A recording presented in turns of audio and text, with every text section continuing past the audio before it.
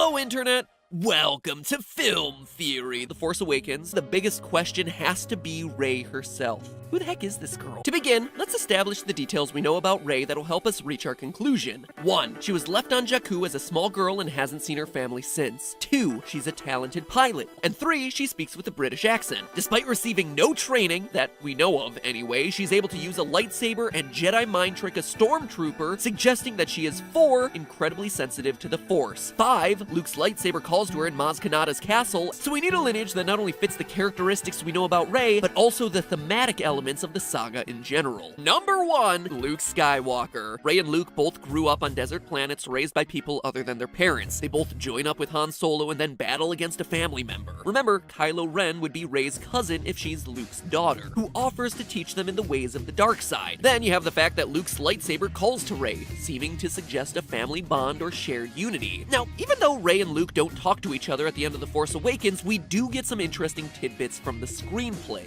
Quote, he looks at Rey, a kindness in his eyes, but there's something tortured too. He doesn't need to ask her who she is or what she's doing there. His look says it all, end quote. That probably means he recognizes her, which he would if she were his long-lost daughter. This is also supported by the crucial line used in trailers for Force Awakens. The Force is strong in my family. My father has it. I have it. My sister has it. You have that power too.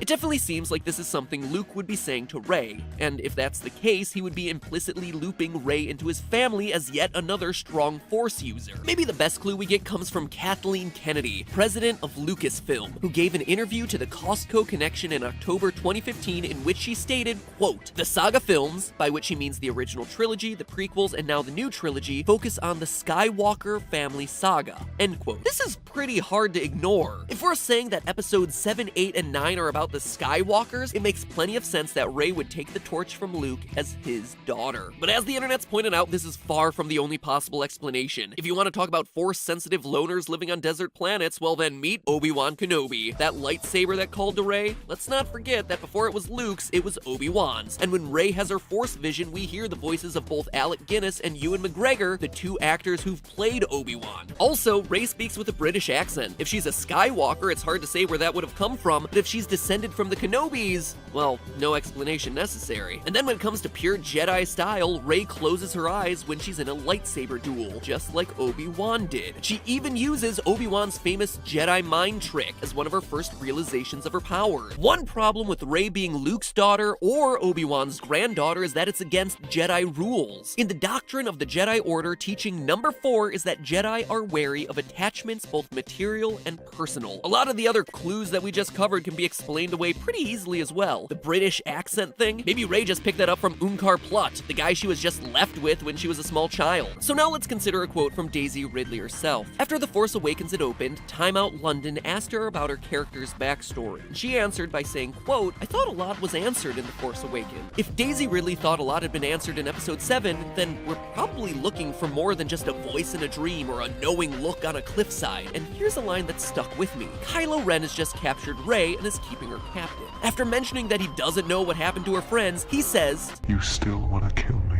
Still? As in, wanted to kill you before? Does Kylo Ren know Rey already because she's his sister? If she's the daughter of Leia, that's where her Force powers are coming from. That means that she's Luke's niece, and that lightsaber is still a family heirloom that would be calling out to her. We never get a good explanation as to why Rey was stashed away on Jakku, but look back at Luke's quote from the Last Jedi trailer. I've seen this raw strength only once before. It didn't scare me enough that it does now. In the middle of it, we see his hand emerge from under some burning rubble, followed by an image of what we can assume is the Jedi temple that Kylo Ren destroys. It's certainly possible that the kind of raw strength Luke saw before and didn't fear was Kylo's. If Han and Leia realized that her older brother was suddenly becoming very powerful and very evil, they might want to get her away from his influence, i.e. hiding her out on Jakku. Episodes 7, 8, and 9 can still continue the Skywalker saga, as Kathleen Kennedy put it, by following Rey, and the new trilogy can still rhyme with the original. 2 Force-using siblings who were separated as children become reunited, with one having to save the other. The one who lived on an isolated desert planet is mentored by an old Jedi who just so happens to tweet pictures of himself on her back in a clear allusion to the Yoda-Luke relationship from The Empire Strikes Back. I saved the best for last. Here are 3 deep dive pieces of evidence that are gonna sell you on this theory. Number 1, in one of the interviews where Mark Hamill teased the audience about Rey being his daughter, he mentioned that at the initial table read of The Force Awakens,